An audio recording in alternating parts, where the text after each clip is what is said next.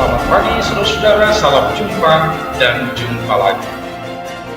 Kita sudah menikmati firman Tuhan selama ini, tentu banyak pengalaman suka dan duka sebagai pengalaman rohani, dan di dalamnya kita bertumbuh. Oleh karena itu saudara-saudara, kabar-kabarilah pengalaman itu agar kita bisa bersama-sama berdoa.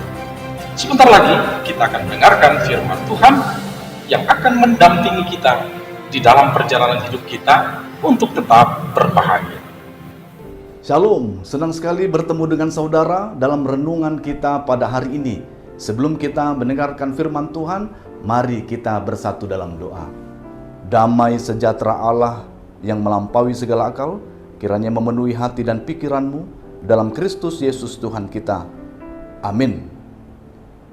Ya, kita akan mendengarkan pembacaan firman Tuhan. Firman Tuhan yang menyapa kita pada pagi hari ini terambil dari Zakaria 10 ayat 2. Demikian firman Tuhan. Sebab apa yang dikatakan oleh terafim adalah jahat, dan yang dilihat oleh juru-juru tenung adalah dusta, dan mimpi-mimpi yang disebutkan mereka adalah hampa, serta hiburan yang diberikan mereka adalah kesia-siaan. Oleh sebab itu, bangsa itu berkeliaran seperti kawanan domba, dan menderita sengsara sebab tidak ada gembala. Demikian firman Tuhan.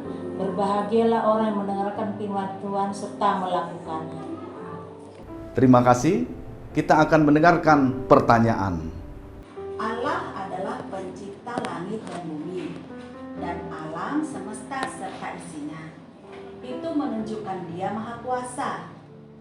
Tetapi mengapa masih ada orang yang mengandalkan kuasa dukun untuk meminta rezeki? Terima kasih. Ya, itulah firman Tuhan dan dilengkapi dengan pertanyaan. Membuat firman Tuhan hari ini semakin fresh, semakin indah, semakin membawa kita pada semangat. Kenapa? Karena kita diingatkan supaya tidak bergantung, bersandar pada kekuatan lain selain daripada Tuhan saja. Ya, Tuhan Maha Kuasa. Itu yang kita tahu, itu atributnya Tuhan, itulah identitasnya Tuhan. Dia Maha Kuasa sehingga tak ada yang mustahil bagi Tuhan. Siapa menciptakan langit dan bumi? Tuhan. Siapa menciptakan di luar bumi? Tuhan. Semesta ini siapa? Tuhan. Semesta saja bisa diciptakan, apalagi isinya, apalagi kita. Tuhan Maha Kuasa. Maka itu firman Tuhan hari ini mau menyadarkan kita, kalau kita akui bahwa Tuhan itu Maha Kuasa, maka jangan kita datang kepada kuasa lain. Jangan kita menyembah kepada Allah lain. Karena yang lain itu adalah sementara, penuh dengan tipu muslihat, supaya kita tergiur akannya dan terseret semakin jauh dari Tuhan.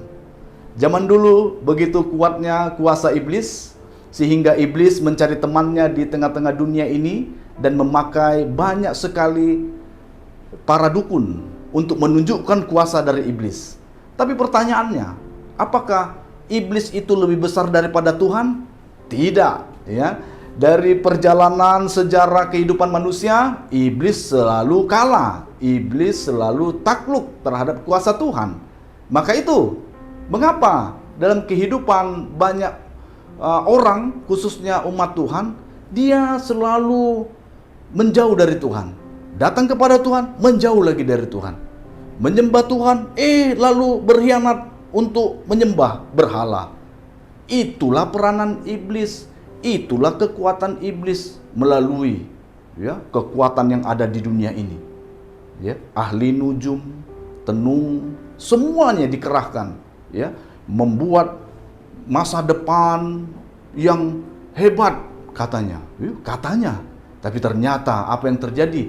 Nasib dari setiap orang yang mengikuti gaya kerja daripada iblis itu, maka hidupnya binasa, keturunannya celaka. Iya.